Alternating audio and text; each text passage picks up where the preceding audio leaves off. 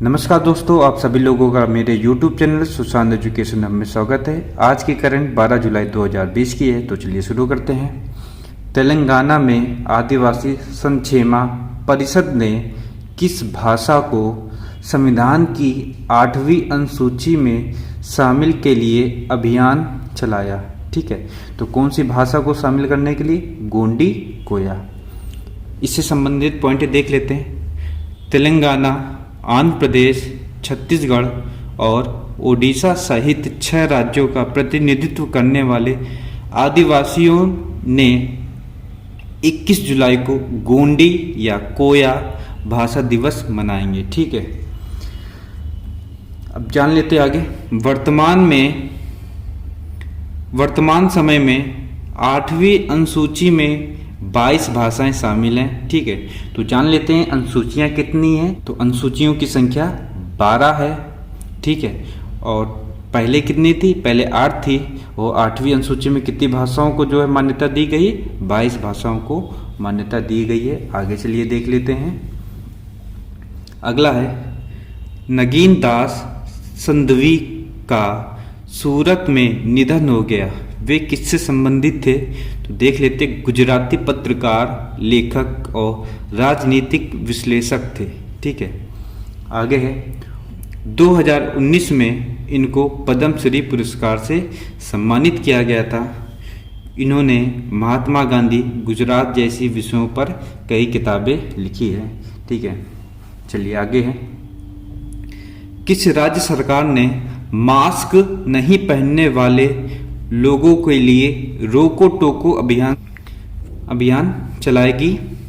तो आंसर है मध्य प्रदेश। ठीक है, मुख्यमंत्री जीवन शक्ति योजना। ठीक है, ये है क्या, ये जान लेते हैं।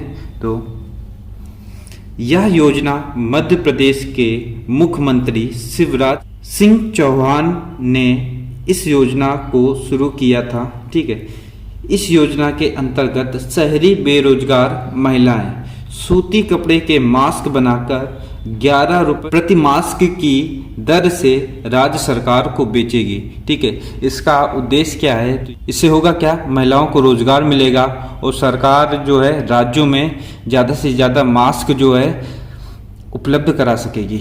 ठीक है, तो चलिए और आगे देख लेते हैं।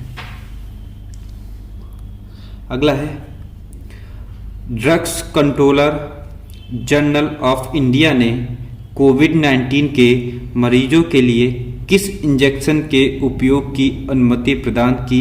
तो इटोलीजुमाब। ठीक है, चलिए आगे देख लेते हैं। इसे समिति आपातकालीन अर्थात माध्यम से गंभीर तीव्र श्वसन संकट सिंड्रोम, साइटोकिन रिलीज सिंड्रोम के लिए उपयोग किया जाता है। ठीक है, अब क्या होता है कि पता होगा कोरोना में जब होता है क्या, सांस लेने में जब अधिक समस्या हो जाएगी तब इस इंजेक्शन का देने के लिए सरकार ने जो है अनुमति दे दी है। चलिए ठीक है, आगे देख लेते हैं। अब ये देखिएगा, ये क्या है, इंपॉर्टेंट है। ठीक है, ये क्वेश्चन नहीं है। ठीक है, अखिल भारतीय बाघ अनुमान 2018 को गिनीज वर्ल्ड रिकॉर्ड में शामिल किया गया। ठीक है, क्या शामिल किया गया है वो देख लेते हैं। इसे दुनिया के सबसे बड़े कैमरा ट्रैप। ठीक है, देखिए स्क्रीन में आ गया होगा। ये होता क्या है, पेड़ में क्या एक मशीन लगा दी जाती है जिससे जो है जीवों के बारे में आपको जानकारी मिलती है। ठीक है, तो वन्य जीव संरक्षण के लिए है। अगला है, 2010 में सेंट पीटर्सबर्ग में 2022 तक भारत में बाघों की संख्या 2 गुनी करने का लक्ष्य निर्धारित किया गया था, लेकिन इसे जो है इस संकल्प को 2018 में ही पूरा कर लिया गया। ठीक है, इन्होंने अपने लक्ष्य को 4 साल पहले ही प्राप्त कर लिया। अगला है, 2018 के नवीनतम जनगणना के अनुसार देश अब तक अनुमानित 2967 बाघ हैं। इसके साथ ही भारत विश्व के बाघों की आबादी का लगभग 75% का घर है। मतलब कि पूरे विश्व में जितने भी बाघ पाए जाते हैं उसका 75% जो है भारत में है। ठीक है, चलिए अगला देख लेते हैं।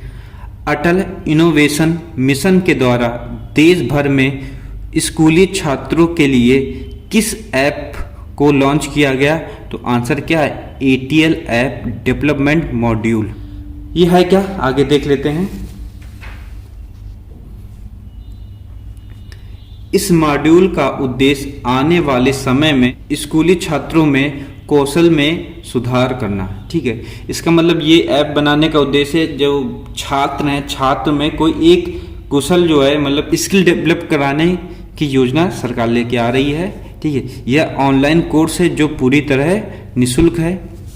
यह पूरे देश में 660 से अधिक जिलों में अटल इनोवेशन मिशन द्वारा 5100 से अधिक ATL स्थापित किए जाएंगे। कितने किए जाएंगे? 5100। कितने जिले? 660। ठीक है, चलिए आगे देख लेते हैं। हॉकी इंडिया के नए कार्यवाहक अध्यक्ष कौन बने हैं? तो आंसर है ज्ञानेंद्रो निगोम बाम बने हैं। ये किस राज्य से हैं? मणिपुर से। ठीक है, ऑक्सफोर्ड में पढ़ने वाली पहली भारतीय दिव्यांग कौन बनी? तो प्रतिष्ठा देवेश्वर। अगला है, ब्रिटेन में प्रत्यक्ष विदेशी निवेश करने वाला भारत नंबर का सबसे बड़ा निवेशक बन गया है। तो दूसरा है। तो ब्रिटेन में पहला निवेशक कौन है? तो पहला जो है अमेरिका है। चलिए आगे देख लेते हैं। सिंगापुर के नए प्रधानमंत्री कौन बनेंगे? मतलब कि ये इन्होंने चुनाव जीत लिया है, अभी जो है प्रधानमंत्री बने नहीं हैं। तो ली सिएन लूंग बनेंगे। ठीक है, अगला है, स्थानीय कला, शिल्प और हस्तकरघा क्षेत्रों को बढ़ावा देने के लिए किस राज्य सरकार ने फ्लिपकार्ट के साथ समझौता किया है? तो आंसर क्या है? कर्नाटक है। चलिए अगला है, किस देश ने दुनिया के सबसे बेहतरीन स्टील्थ फाइटर जेट बनाने की घोषणा की है? तो आंसर क्या है? जापान। तो आज के लिए बस इतना ही। बहुत बहुत धन्यवाद।